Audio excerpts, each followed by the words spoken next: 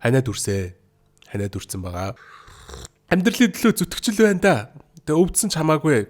Амьдралын төлөө. Эр хүн ер нь амьдралын төлөө л байх. За юу гэж солиороо. За, Оросын холбооны улсын 1990-ад он социалист нийгмээс капиталист нийгэм рүү шилжснээс шалтгаалan ард иргэд бүгдээрээ л шинэхэн амьдралын хэм маягтайгаа дасан зохицох гэж зүудрэн ядуурл, гэмт хэрэг, хүчирхийлэл туйлдаа үрж байсан үе буюу ер нь л Оросын түүхэндх хамгийн хар бараан цаг үеүүдийн нэг үлээ. Мэдээж хамгийн их хүмүүсийн анхаарлыг татдаг сэдв нь болохоор яалтчгүй гэмт хэргийн ертөнц хяналтаа алдаж жижиг том гэлтгүү өчнөн олон гэмт хэргийн бүлэглэлүүд үүсч байсан гэдэг баримтна. Тиймдээч яг Оросын тухайн үеийн үйл явдлуудыг өгүүлэх гэмт хэрэг триллер жанрын өчнөн олон боевик Орос кинонууд байдгийг манайхан надаар илүүлдэггүй угаасаа мэдж байгаа. Тэгээ би өнөөдөр болохоор 1997 онд хийгдэж байсан буюу яг л энэ хар бараа мөчлөг дуусч амжаагүй байх үеэр гарч байсан Brother буюу Brat хэмээх киног онцлох гэд бэлдсэн байна. Ерөнхийдөө л тухайн үед маш ихээр ажиглагддаг байсан зүйл болох цэргийн албаа хааж ирчихэд яаж амьдрахаа мэдэхгүй тэнүүчилж явахдаа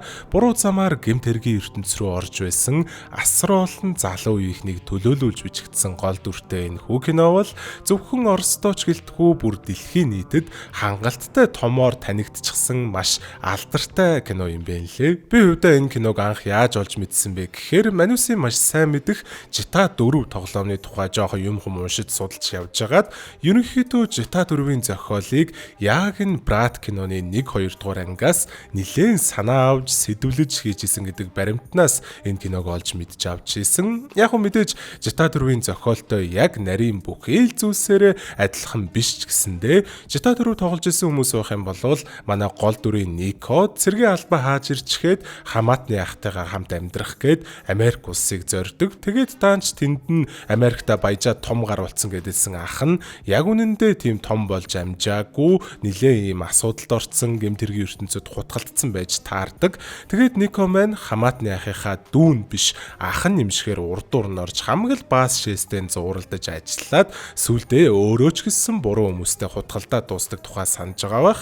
Brat дээр ч гэсэндээ цэргээс халагдаад удаагүй байх үеэрээ нагаз ах дээрээ биш бүр төрсөн ах дээрээ очих гээд Санкт Петербург хотыг зориод тэндээ ахыхаа төлөө янз бүрийн юмнуудтай хутгалдаж байгаа залуугийн тухай өгүүлдэг. За тэгээ энэс илүү юм яриад яах вэ? Өнөөдрийн маань дугаартай Doritos chips сайхан хамтран ажиллаж байгаа. Тэгээ Doritos chips болохоор яг энэ оноос буюу бүр дөнгөж саяхнаас Монголд бүр яг анх удаага албан ёсоор орж ирж байгаа юм байлээ шүү дээ. Тэгэхээр өмнө Манусын Монголоос авч идчихсэн Doritos chipsнууд болохоор яг албан ёсны биш одоо хууль гэх чинь ашигладаг. Тэр нь бол албан ёсны биш Doritosууд байсан байгаа байхгүй юу? Ямар ч үсэн одоо Doritos маань болохоор Carrefour-ийн бүх салбаруудаар, миний дэлгүүрийн бүх салбаруудаар, за бас 8 нэрээ одоо тий ер нь бол энэ тэмдгүү байгаа хүнсний дэлгүүрүүд дээр бүгдэн дээр нь зарагдаж байгаа. За бас G25 байршсан байгаа юм байлээ. Тэгээ тун удахгүй номин сэйүүд байршин гэд ер нь л одоо тун удахгүй энэ тэмдгүү байхаар болцсон байгаа юм байлээ. Тэгэхээр манайхан бүр яг албан ёсны эрхтэйгээр officially Монголд орж ирж байгаа Doritos-о сайхан идэрээ.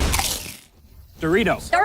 Yeah. Зүгэрш байлаа энэ зүуд бэтэн бэчний тэр дур булам төрх харцан чин мас орн галзуурхад ганц гурав номер чин нугар чин нуруу чин төгс эй бад бич зураг чин төгс чамд хэл хүүхс мөр шүлэг. Тэгэхээр кино маань нэгэн клипний зураг авалтын үеэр зураг авалтыг нь сонирхож хинэггүүтэж явж хагаад зураг авалт өөмүүлэнгүүтээ дараа нь хамгаалагч хоёр залуутай зодолтоод нэг нь бүр сэхэнд оруулж байгаа хүнд гар буюу Данила Багров гэж залуугийн дүрээрээ хэлж байгаа. Данилагийн дүрд мэдээж тухайн үеийн Оросын хамгийн алдартай жүжигчдийн нэг болох Сергей Сергеевич Бодров тоглосон байдаг. Ямар ч тач Данила маань саяхан Чечений дайнд оролцож цэргийн албаа хаачхаад гэртээ ирж байгаа бөгөөд мэдээж ээж нь янз янзаар өгүүлэх нь ойлгомжтой. Манай хүний аав нь залуудаа нилээн бүтэхгүй дээрэмчин хулгайч хүн байжгаад 82 онд шоронд алуулж исэн хүн байдгийн байна лээ. Тэгэд тийм болохоор ээж нь юм л болвол аав шиг нохойн замаар орох гээ юу чи гэж загнадаг. Тэгээ ер нь чи энд ажилгүй ингэж хийц хүрж ахаар Санкт Петербургт байгаа ах дээр очиж ажилд нь тусал Виктор гэрээсээ яваад амьдралаа хөөгөөд амжилттай эр хүн болсон. Та хоёр маань уулзаагүй удсан ч гэсэн багада хичнээн дотн байлаа. Чи бүр Викторыг ааваа гэж дууддаг байлаа шүү дээ. Гэр бүл бол бүх юм. Миний хүү Санкт Петербург руу очиод ахыгаа олж уулзцаа юу химээгээд за тэгээд Данила маань холбоо тогтоогоогүй удсан ах Викторыг олохоор Санкт Петербургт ирж байгаа юм аа. Ээжийнхээ бичиж өгсөн өнөөх Викторийн гэрийн аягийг яг олоод очсон ч гэсэн ах нь гэртээ байхгүй байгаа юм шиг байлээ. Хаалгаа ерөөсөө онгойлгохгүй. Улмаар хаачгаа мэдэхгүй гудамжинд сууж явах үеэр нь хажууханд нь юм зараад сууж байсан Хоффман гэж орон гэргүй өвөөг нэг эвгүй нөхөр дээрлэх гэж оролдоод нөгөөх нь угаасаа л дандаа л тэр аваар юм зардаг хүмүүсийг дээрлэхдэг л муухай нөхөр юм байлээ л дээ. Ах нь юм зарж амжаагүй штэ. Юм зархаараа би татвар гэд чамд байнга мөнгө өгдөг үсттэй гэд гуугаад ахт нь л мөнгө нэхээ л эдэг. Так, сынок, я же только сказал конфискуй. Вот.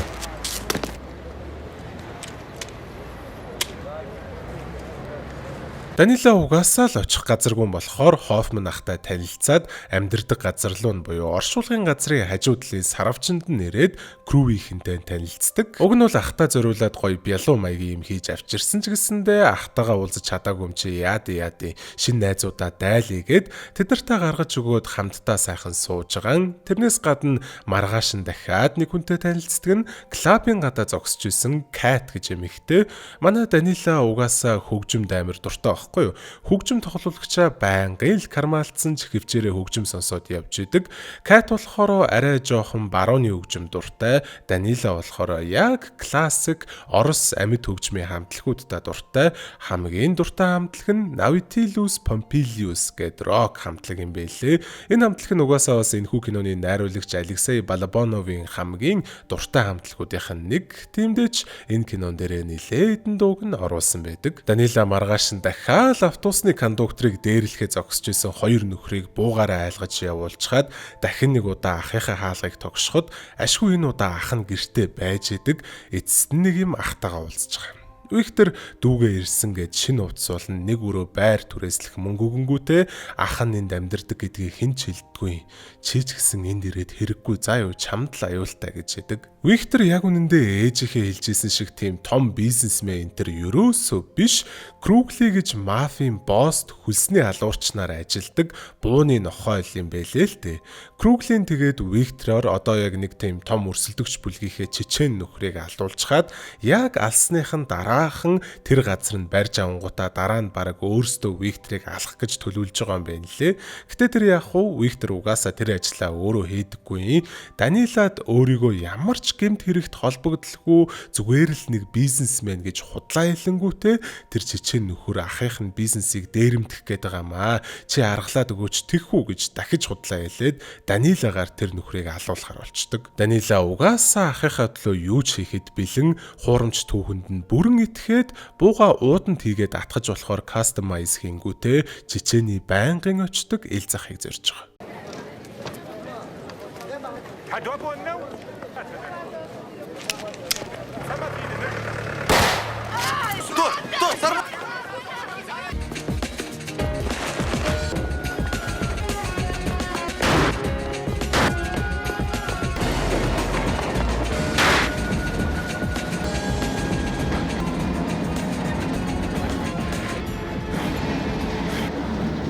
Сая тэгээ араас нь хөөгөөдөөсөө хоёр нөхөр нь Круглигийн өнөөх Викторыг алуулах зорилготой тэнд байршуулсан туслахууд нь юм байлээ л дээ. Нэг нь буудуулсан те үлдсэн нэг нь Кругли дээр ирэнгүүтээ Виктор биш өөр хүн чичээнийг алчлаа. Ямар ч алдаа гаргалгүй мэрэгжлийн өндөр түвшинд ажиллаж ийн лээ. Бид хоёр чадлаараа л хөөсөн шар тарамбайнд суугаад цухтаачлаа гэснээр Кругли өөрийн биеэр тэр тарамбайн жолоочтой очиж уулзахад нөгөөх нь угаасаа чааваас юу ч мэдэхгүй штэ. Тэр өдөр юу хийжсэн тухайгаа яриг гэхэд нь Япон руу аялчих гээд кап нүүдэлс авч идсэн гэж хэлжээдэг. За кап нүүдэлс гомонго авч идээд Япон руу үнгүй аялах эрхээ эзэн болох боломжтой байгаа юм байна лээ. Тэрнээс гадна бүр энэ зууны Playtime фестивалийн ticket, Nintendo Switch, Vans брендийн gift card, Converse брендийн gift card болон Cup Noodles-ийн гарын бэлэг гэх мэтчлэн маш олон бэлгүүд байгаа юм байлээ шүү. За урамшуулалд оролцохын тулд ерөөсөө маш амархан CUGS эсвэл хүссэн нэрийн дэлгүүрээсээ Cup Noodles гомонгийн хүссэн нэг төрлөөсөө 2 ширхгийг авангуудаа CUGS-ээс авсан бол CUGS-ийн утасны аппликейшнд баримтаа бүртгүүлээд харин өөр дэлгүүрүүдээс авсан бол WooBox.com вебсайтаар орж баримтаа бүртгүүлээл тэгэл урамшуулалд оролцох эрхээ авах юм байна лээ. Хугацаа нь болохоор 3 сарын 15-нд эхэлсэн. Тэгээд одоо яг явж байгаа буюу 5 сарын 30-нд дуусах юм байлээ шүү. За илүү дэлгэрэнгүй мэдээлэл авахыг хүсэх юм бол description дээр байгаа линкээр ороод энэ өдөртөмжийг наривчлан сайн уншаарай. За тэгээ манайхан кап нүүдэлсээ сайхан авч идээд баримтаа бүртгүүлээд Япон явах эрхий эзэн болон өөр зөндөө олон томоохон бэлгүүдийн эзэн болоорой. Мэдээж за Кругли тарамбайн жолоочтой юу ярьж байгаа нь ойлгомжтой. Хэрвээ тэр нөхөр дахиад чам дээр ирэх юм бол заавал надтай холбогдож мэдээлэл дамжуулаарай заа юу гэж сүрдүүлчихэл бууж идэг. Энэ үеэр нь манай Данила өнөө Хофман ах дээрээ тусламж гуугаад ирсэн. Угаасаа л буудуулсан штэ тэ. Өхлүүд амтан Хофман ахын арай ихнэр биш заа юу. Гэтэ нэг тийм таньдаг эмэгтэйгэнд нэрцэн асруулж иж арай жоохон тэнхээ орж байгаа. Тэнхээ орсныхоо дараа намайг аварсанд баярлаа гэж хэлэх гээд тарамбайн жолооч дээр очиж уулзах бөгөөд тарамбайн жолоочийг Света гэдэг юм байна лээ. Данилагаас бараг л 2 дахин ихчгээд хэлчихэж болохоор ч гэсэндээ яалтчгүй манай хоёрын голд нэг тийм хөөрхөн chemistry байгаад байгаа юм шиг байлээ. Шууд тэр өдрөө л Светагинд очиж хоноод ер нь бол үерхэд эхэлцдэг. Хэд хоногийн дараа бүр хамтдаа өнөх Nautilus Pompilius гэж хамтлагийнхаа тоглолт моголтыг үзээд яг л хөөрхөн утгаар нь хосууд болоод тахлаа.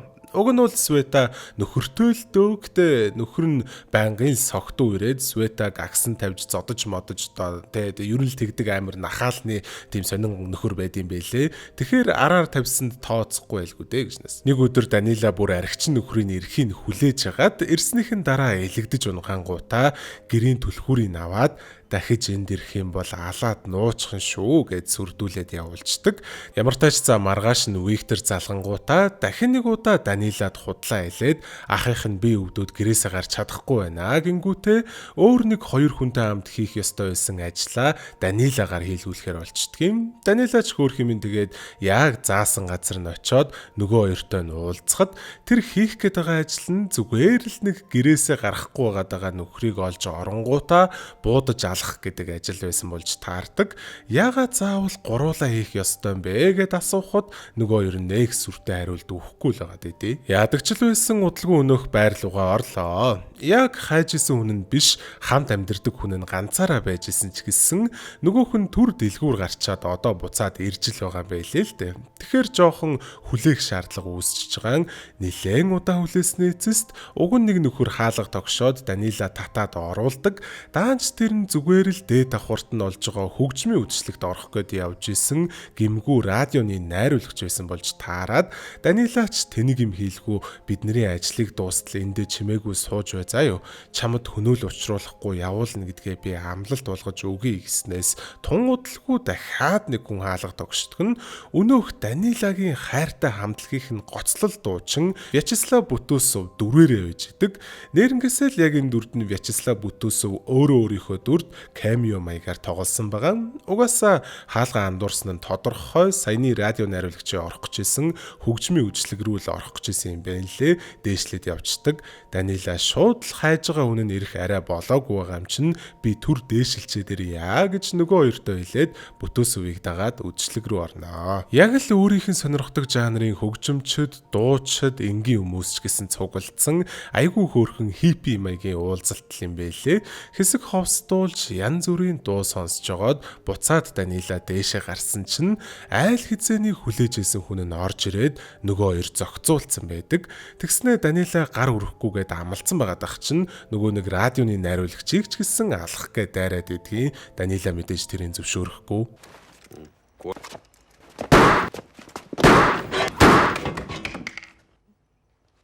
Улмаар Данила радио найруулагчид би амлсандаа хүрдэг ирэх хүн шүү гэж хэлчихэд ганц тусламж гуйдаг буюу хамгал цогцснуудаа хамтдаа нийлж зөөчхөөд сул тавиад явуулж байгаа юм. За тэгээд энэ алуулдаг хоёр нөхөр вэ штэ тий.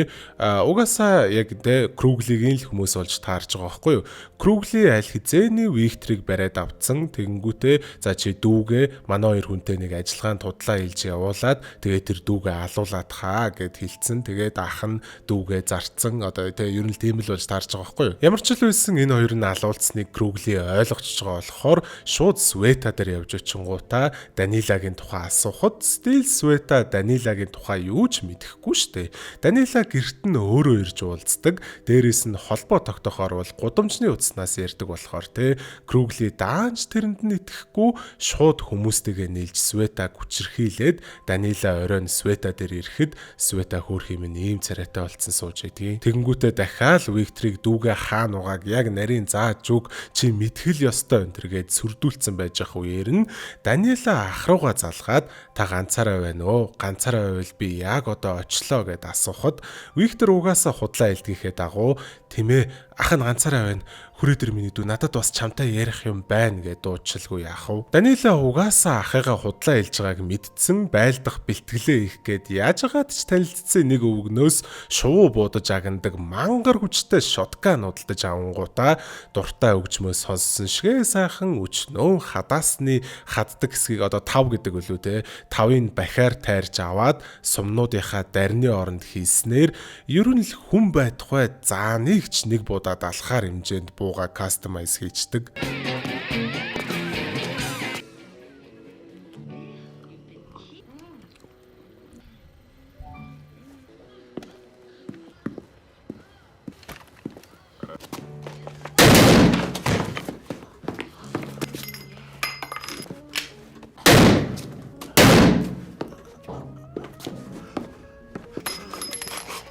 Ахыгаа битгий халаачтай гойж байна. Худлаа хэлсэн дуучлаарай дүү минь. Ах минь юу ярина вэ?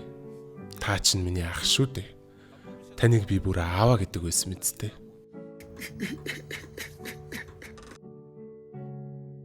Ахаар минь дахиж оролдвол эннээс айхтар юм болно шүү гэж хүмүүстэй хэлээрэ. Одоо зайл. Наадах чинь чамаас урвсан шүү дээ. Мэдчихэв. Химээгээд за тэгээд Данила Круглигийн цүнхэнд байсан нэлээх мөнгөний яг талыг нь өөрөө авч талыг нь ахтаа өгөнгүүтээ мэдээж ийм хүнд хэрэг хийж гисэн болохоор өөр хот руу явахгүй болохгүй замаараа Светаг авах гэж очисон ч Света угаасаа хамт явахгүй юм байлээ л дээ. Нөхөр нь буцаад ирцэн. Тэгээд Данила нөхрийнх нь хөлийг буудсан чинь Света чи өөрөө эндээс яв. Дахиж битгий ирээрээ гэд Данилаг хөөждөг. Угаасаа ам биш заяа биш шууд л гарч яваад анх танилцсан Хофман өвөө дээр очиж салах ёс гүйцэтгснээр манай хүн уулын замаас машинд дагдаад Москва хотыг зорж байгаамаа.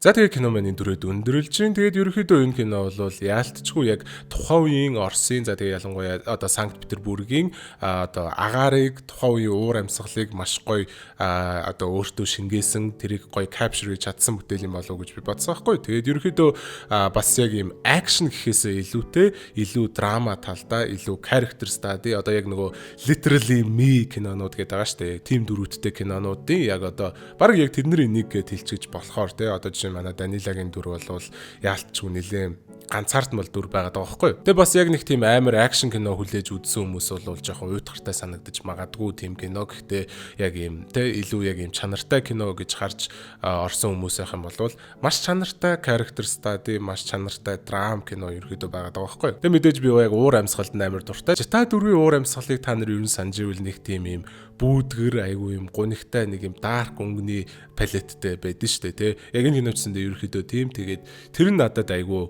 гой санагдсан. Тэгээд юу гэх энэ киног бол би нэг юм дуусахгүй зүгээр л яг одоо энэ киноны энэ ертөнцид нь энэ хотод нь яг энэ цаг үед ингээд энэ ингээ оршоол юмар тийм мэдрэмжийг надад өгч чадсан гэж юу нэлж болох байхаа. За тэгээд тийм байна да. Тэгээд өөр юу ярих вэ? Хэдүүлээ угаасаа дараачихаа бичлэгээр тунгуудахгүй уулзуулахаар төвчээртэй сайхан хүлээж агаарэ. Хайртай шүү за. За сайхан амраарай. Гой зүг зүглээрэй.